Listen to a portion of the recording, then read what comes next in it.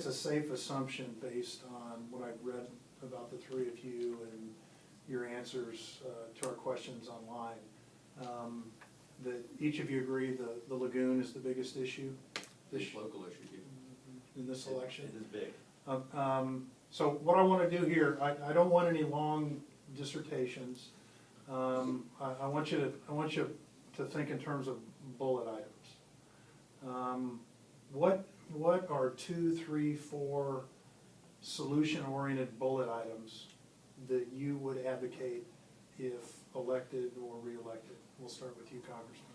Well, another one is public education, that let everybody know that they have a hand in the condition of our lagoon. A lot of people don't. Okay, that's one. Okay. I'm gonna, bullet items. I'm gonna keep this moving. Oh, keep it moving. Number 2, motivate people to action, to actually take action and do something about it. Don't just be aware of it, but just take action. Take action, and those are the 2 things. You identify the problem and you take action. I didn't think I was going to have an opponent, till the last week of qualifying. So we came up. We thought we're gonna make our campaign then for the lagoon, since we don't have another one, and so we came up with I got some of the stuff here, lagoon license plates. We love our lagoon, stickers for cars. We did a little CD. I got a bunch of kids to record a lagoon song that's really cute and really catchy, and every kid that hears it, and parents. I heard that. Have you heard it? And so that's an awareness. That's getting everybody to buy into this thing, because it is everybody's lagoon. It's everybody's responsibility, and everybody needs to take a part. You just Thank you. We're going to go to Corry. Okay, so there are EPA programs that could help fund and match the Brevard plan, which is the half cent sales tax, to kind of pay for their own muck removal and some of the transitions from septic to sewer. It's a great plan. I totally support the tax referendum, which will be on the ballot in November. There are pots of money in EPA to get those, and also they contribute to jobs. The second of all would be the bigger picture, like Okeechobee and the diversions. Federal money to get the water flowing down.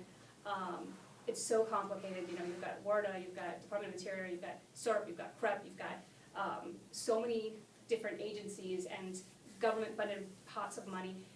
So I would work with that, streamline it, and get funding and get that water flowing and get it out of our St. Lucie River and out of our estuary.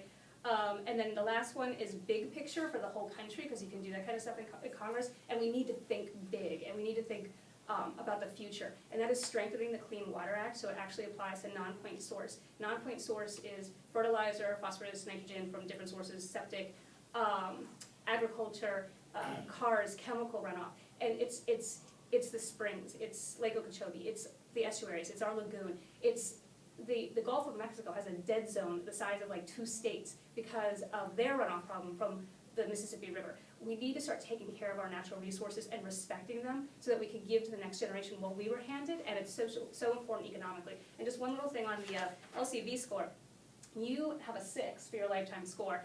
The average is 46, so there is a big amount of wiggle room where you could vote for things that are good for the environment without having to be Nancy Pelosi, which I know she's an awesome environmentalist, but she's also from an area with an estuary that's been restored to health. And also, a lot of members of Congress don't have 4 national wildlife refuges, over 100 miles of oceanfront. Tourism is not their #1 economic driver. And we have this spectacular sea turtle nesting areas. We should step up and be responsible and protect what makes this place so special and awesome. I agree. Thank you. Mr. Stinson, solutions for the lagoon. Yes, sir.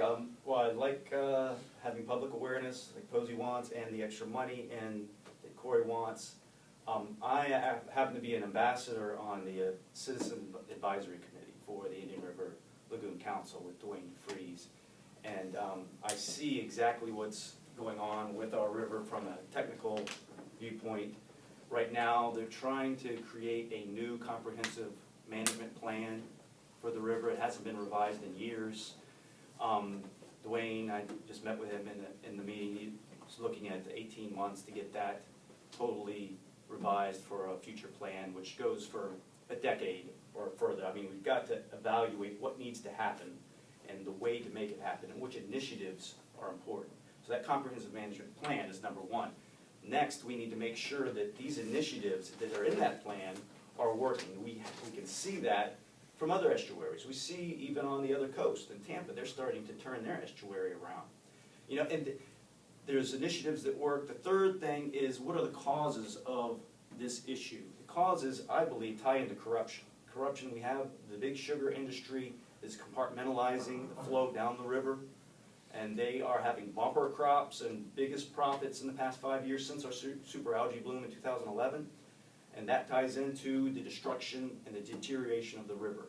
So we need to make sure that corruption isn't driving our policy and keeping this issue in mainstream. We need to make sure we can naturally filtrate our water down the Florida Peninsula like it's done for millions of years before humans were even here. This is the way it's flowed through this state, and we need to bring it back to that without big industry and corruption diverting this flow. Okay, thank you. Mr. Stinson?